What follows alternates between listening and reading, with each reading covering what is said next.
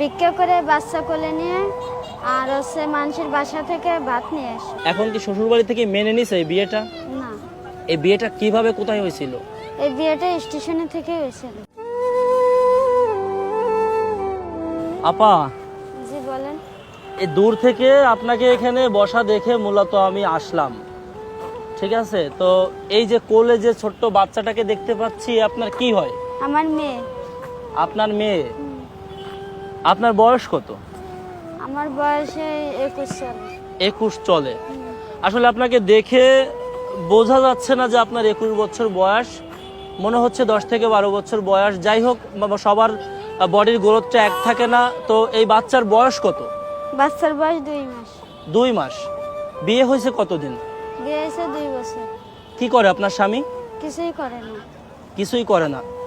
তাহলে এই যে আপনাদের সময় কাটে কিভাবে? মানে আপনাদের সংসারের যে খরচটা আছে, দিন গেলে 200 টাকা 400 টাকা, এই খরচটা কিভাবে আসে? এই খরচটা আমি চালাই। আমি ভিক্ষা করে একটু জোরে বলবেন। ভিক্ষা করে বাচ্চা কোলে নিয়ে আর হচ্ছে মানুষের বাসা থেকে ভাত নিয়ে আসি। মানুষের বাসা থেকে ভাত নিয়ে আসেন, আপনি ভিক্ষা করেন। আপনার স্বামী কিছুই করে না। তাহলে এই যে স্বামী যে কিছুই করে না, 2 বছর আগে কি আপনার স্বামী কিছু করতো? না, ও স্টেশনে আছে বোঝা টানতো, এই দেখতাম। মানে স্টেশনে বোঝা টানতো, তখন কি তার ইনকাম ছিল? জি। তা তখন তাকে বিয়ে করেছেন, এখন সে ইনকাম করে না কেন? সে কি অসুস্থ নাকি সুস্থ? সুস্থ। ইনকাম করে না কেন? করে না, ওই যে ইনকাম আমি করি তার জন্য। তাই সে বলে যে আমি যদি বলি যে একটা ভাড়া রিক্সা চালাতে, সে বলে আমি ভাড়া রিক্সা আমি চালাবো পারছি না। আমি কাছে আমি ঠিক করে দিই, বলতেছে আমি চালাবো না, আমার কষ্ট হয়। প্রত্যেকটা মানুষের কষ্ট হয়। এই যে আমি ক্যামেরাটা ধরে নিয়ে আসি, এখানেও কিন্তু কষ্ট হয়। কষ্ট ছাড়া কিন্তু মানুষের ভাগ্য ফেরে না।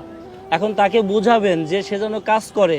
এই যে 2 মাসের একটা বাচ্চা আজকে আপনার কোলে আছে, হয়তো আপনি চেয়ে চিনতে খাচ্ছেন। যখন আপনার বয়স হবে, আপনার তো শরীরের অবস্থা বেশি একটা ভালো না, আমি যেটা দেখতে পাচ্ছি, তখন কি করবে? এখন এই যে বাচ্চা খায়, আপনি কি সুস্থ আছেন? না। আপনার এই যে বাচ্চাটা কি খায়? দুধ খায়? জি। এটা কি আপনার বুকের দুধ খায় না কৌটা খায়? আমার বুকের দুধ হয় না। বুকের দুধ হয় না, তাই আমি কৌটোর দুধ কিনে খাওয়াতে হয়। কৌটা দুধ কিনে খাওয়াচ্ছেন? এর এই 2 মাসে কয়টা দুধ লাগছে? 2 মাসে 2টো লাগছে।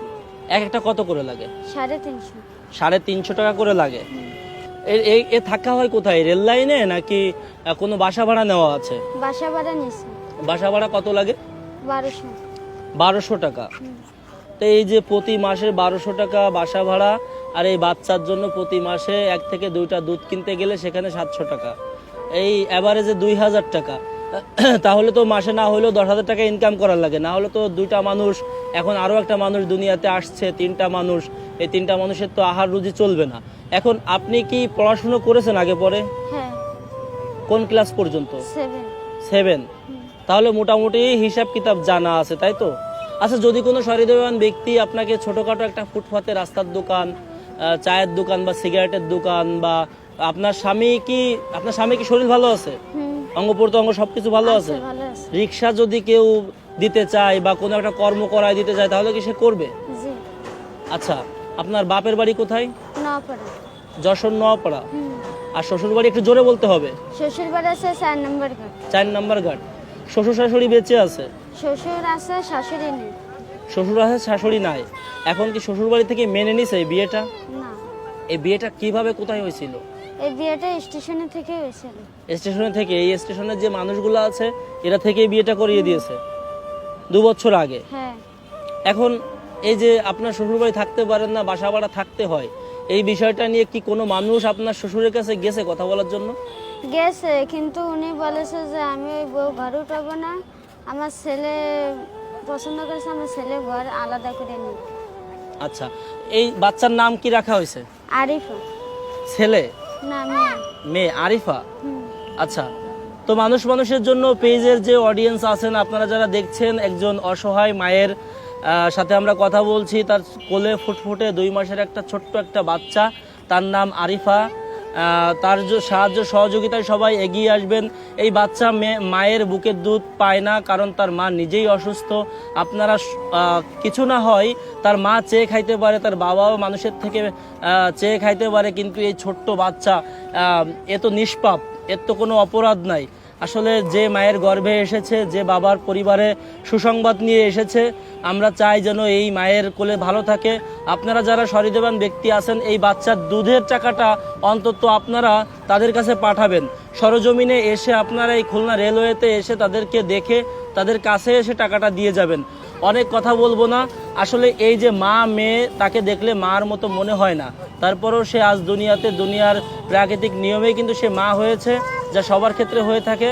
তারা স্বামী স্ত্রী বৈধভাবে বিয়ে করেছে, বিবাহ বন্ধনে আবদ্ধ হওয়ার পর তাদের কোলে এসেছে ফুটফুটে ছোট্ট একটা বাচ্চা, যার নাম আরিফা। আপনারা তার দিকে এগিয়ে আসবেন, তাদের কল্যাণের দিকে এগিয়ে আসবেন। আপু, আসলে দেখেন, আমরা তো 10 জন নিয়ে কাজ করি, প্রত্যেকের হাতে কিন্তু আমাদের টুকটাক টাকা দিতে হয়, ঠিক আছে? সর্বনিম্ন 500 টাকা, 1000 টাকা, যাকে যেমনটা প্রয়োজন মনে করে দিচ্ছি। অন্তত এই যে 500 টাকা দিচ্ছি, এটা আপনি আপনার বাচ্চার একটা দুধ কিনতে 350 টাকা লাগে, আচ্ছা ঠিক আছে, একটা দুধ কিনবেন, ওটা দিয়ে চলতে থাকবেন। আর এই 1 মাস যেতে যেতে অনেক সহৃদয়বান ব্যক্তি আছে যারা অসহায় মানুষের পাশে এসে দাঁড়ায়। আমি আশা রাখছি ইনশাল্লাহ ভালো কিছু হবে। আপনি কি মোবাইল ব্যবহার করেন? জি না। আচ্ছা, তো আমাদের প্রিয় ভিউয়ার্স যারা আছেন, অডিয়েন্স যারা আছেন, সে যেহেতু মোবাইল ইউজ করে না, এখানে আমার পেছনে অনেক মানুষ জড়ো হয়ে আছে, প্রত্যেককে সাক্ষী রেখে একটা কথা বলতে চাচ্ছি। সেটা হচ্ছে যে আপনারা যদি তার সহযোগিতায় এগিয়ে আসেন, তাহলে আমাদের মাধ্যমে আমরা ভিডিও আকারে তার হাতে তার টাকাটা পৌঁছে দেব, যেটা গত কয়েকটা দিনে কয়েকটা লোকের হাতে আমরা অনেক টাকা পৌঁছে দিয়েছি। সব টাকাগুলো আপনাদের ছিল। এখন আপনি কিছু বলতে চান? আপনার কিছু বলার নাই, তাই তো? আচ্ছা, তার একটা কথা বলার ছিল, যেটা হচ্ছে তার সন্তান যেন সুস্থ থাকে, সে মা হিসেবে সুস্থ থাকে, সন্তানের দুধ কিনতে পারে, এটা তার চাওয়া। তার স্বামী যেন কিছু একটা করে খেতে পারে, তাদের যেন ভিক্ষা করে না খেতে হয়। এই সন্তান যেন আর কোনো ভিক্ষুক বাবা মায়ের পরিচয় দিয়ে বড় না হতে হয়, সেদিকে আপনারা খেয়াল রাখবেন। সবাই ভালো থাকবেন, সুস্থ থাকবেন, আমাদের জন্য দোয়া রাখবেন এবং তাদের জন্য সবাই দোয়া করবেন। আল্লাহ হাফেজ।